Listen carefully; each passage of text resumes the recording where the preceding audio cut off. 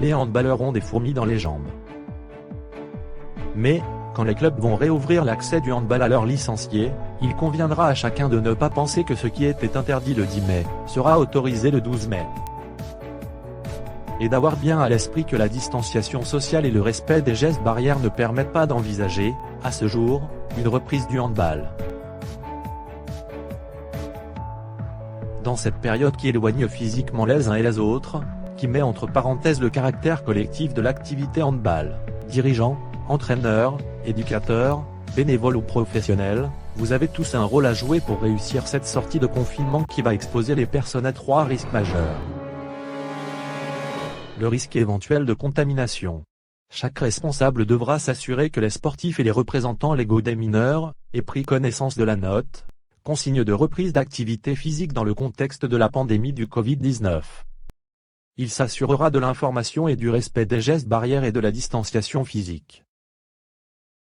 Des risques cardiaques.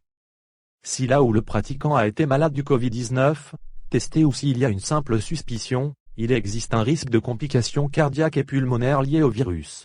Dans ce cas, un avis médical est indispensable avant toute reprise même minime. Risque de lésions musculaires, tendineuses et ou ligamentaires. Ces risques sont consécutifs d'une longue période d'inactivité relative, d'où l'importance d'une reprise progressive.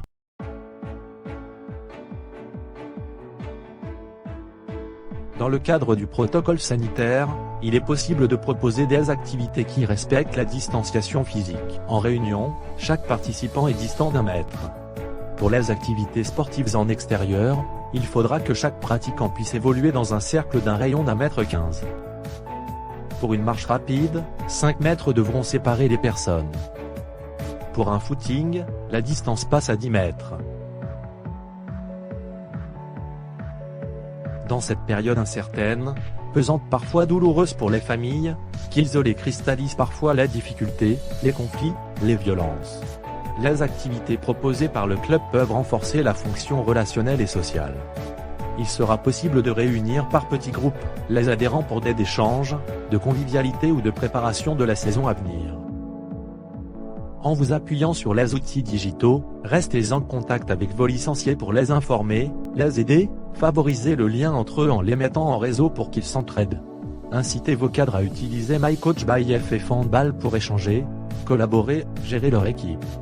Proposez à vos dirigeants, encadrants, bénévoles de poursuivre leur formation à distance sur la plateforme Campus des handballeurs. À partir du 11 mai, les clubs pourront reprendre des activités, accueillir 10 personnes en extérieur, mais sans contact et en respectant la distanciation. C'est une opportunité à saisir pour garder le contact avec vos licenciés et préparer la saison prochaine.